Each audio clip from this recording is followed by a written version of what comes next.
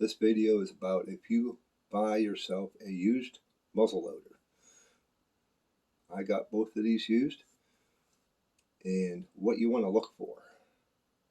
So hang around, let's get to it.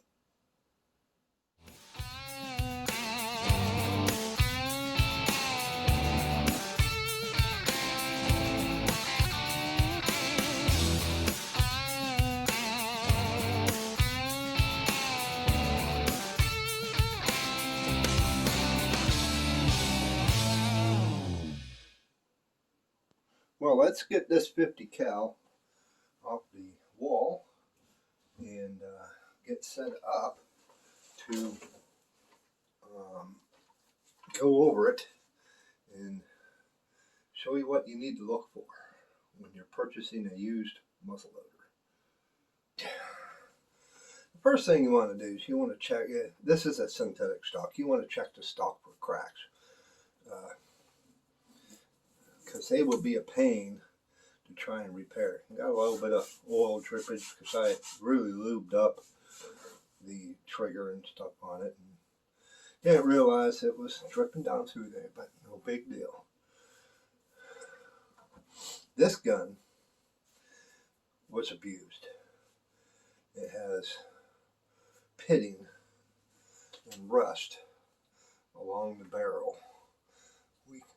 As you can see up here, because black powder is very corrosive.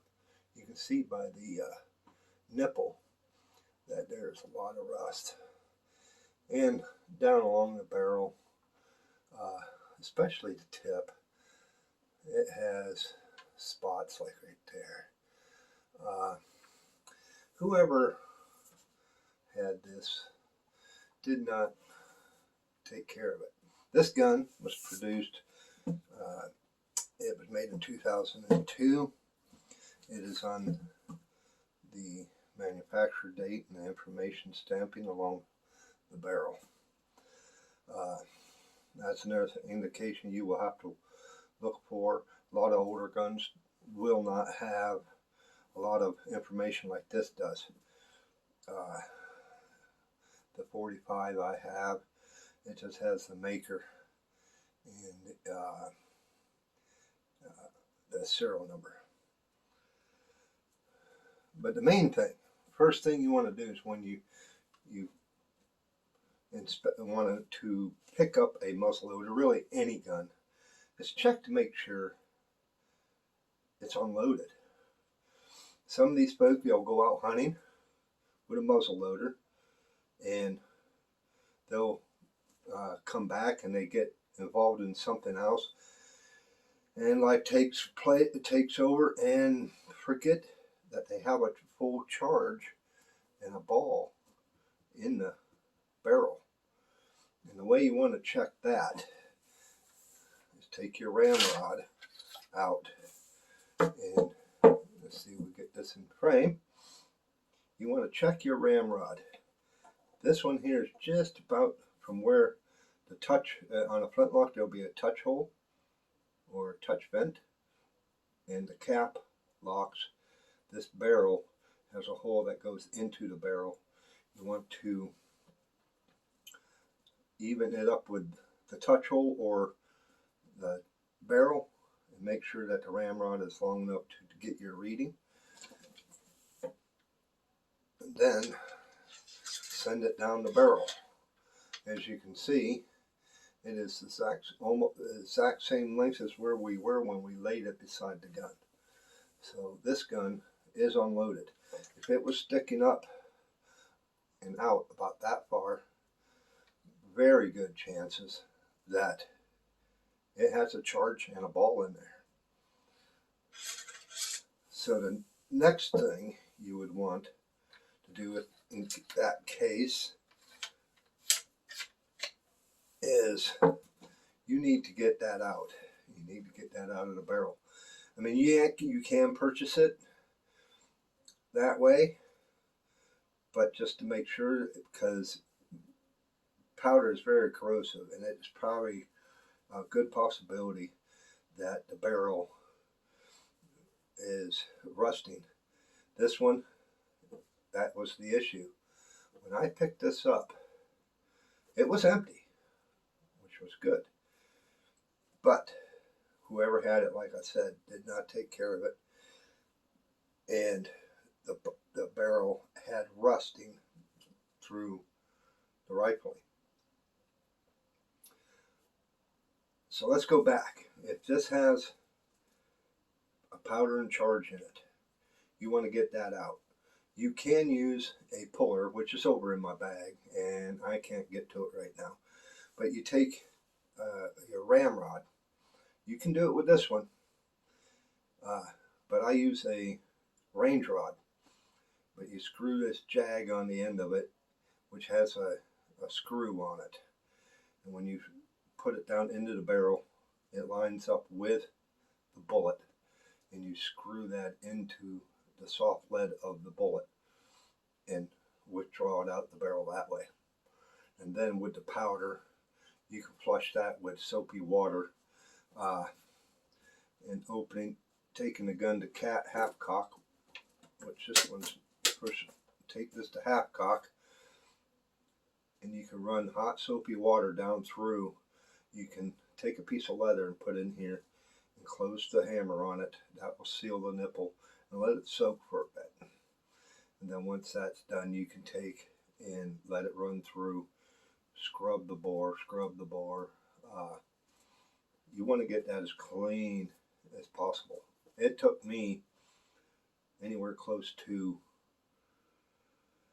4 or 5 times with a copper bore brush, and cleaning and rusting and then running patches down through the barrel to get everything clean enough to where this was able to be shot. I had to take out the cleaning port screw, get that clean. The nipple was plugged.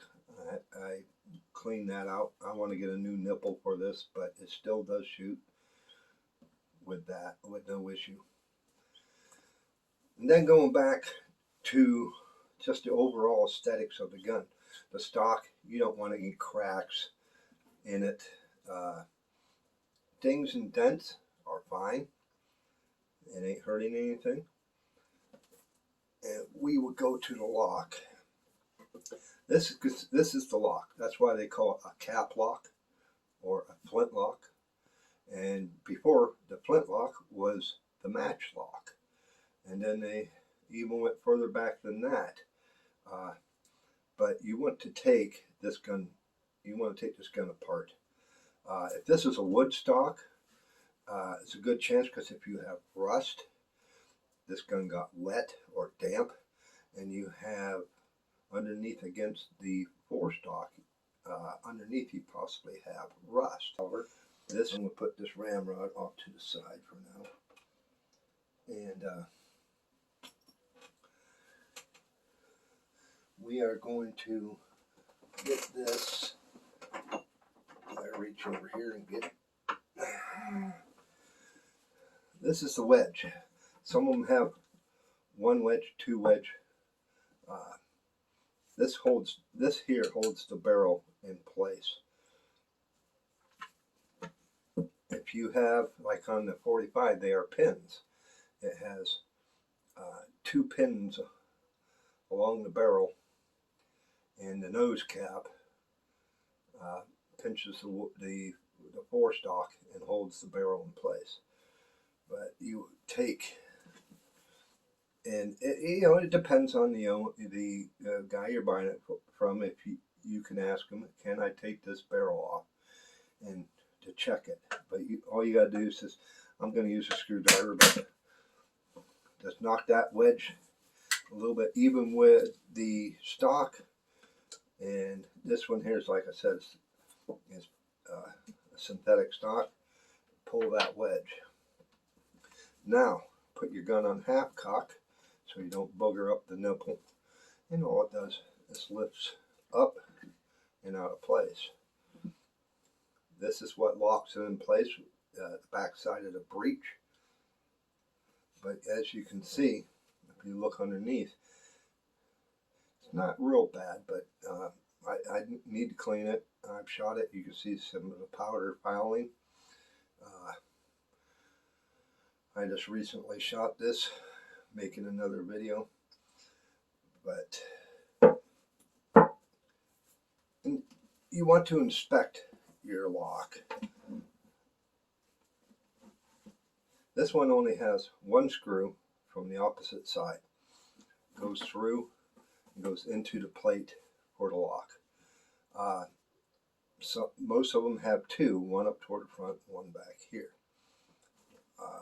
I don't know why they have it that way, but I care for the two because that makes a better pressure from side to side. But pull the lock, inspect the inside. I'm not going to pull this one. But you want to check the tumblers and the springs, because there is a spring in here. It's a V spring that comes forward to operate the hammer. There's a smaller spring toward the back for the sear, which the trigger rolls upward and pushes against the sear to release the hammer. But you want to check all that. You can buy parts if you really don't. If the seller really doesn't want to have you take the gun apart, you can buy parts. You would probably get it cheaper if the gun isn't operating. It could possibly have some issue, a broken spring inside, and that you can definitely get it a lot cheaper if that's the issue. But just to reassemble, this is the bolster. That is what locks in the end of the barrel on this model. You got to get it to rock into place, which there, now it's dropped in, and I just roll it back down into position and take your wedge pin, get it started, a couple low taps to seat it, and it's locked in place. Flintlocks are a totally different story. I do not have one, but I am going to be making a purchase, and we will make a video on that. But the main thing is looking over the aesthetics, making sure everything correctly works. Like I said, you can pull back the hammer to full cock, pull the trigger, and see if it will work. You don't want to dry fire it because you will peen over the nipple. But just make sure everything is moving smoothly. It's locking in half cock, which half cock is a safety. You cannot fire the gun in half cock position, and then you go to full cock and it will fire. You check your trigger for play, forward, backward play. This one, backward play, there's not a lot. Take it up to full cock, and you can see right there is where it drops over. It is very light on the pull. I don't have to move it much to get it to touch off. That is adjustable on the inside, so you can get the trigger pulled down pretty well if you know what you are doing. But that's it. Just a quick video on what to look for when you are buying a muzzleloader for the first time. Like I said, safety is paramount. When you first get the gun, you don't even have to look it over at first, but before you do anything with cocking, or because somebody could have left a cap in there, and if there's a cap and a charge in there, and you go and pull the hammer back and have the trigger pulled and not paying attention, or they do, that thing can go off and will go off. So just have fun. I picked this up for dirt cheap. These were sold through CVA, and they sold them a lot through Walmart and other gun shops, Tractor Supply, etc. This gun, brand new when it was purchased in 2002, was less than $100. I picked it up for probably half that. And plus I got the shooting bag, got powder, I got patches, balls, cleaning implements, etc.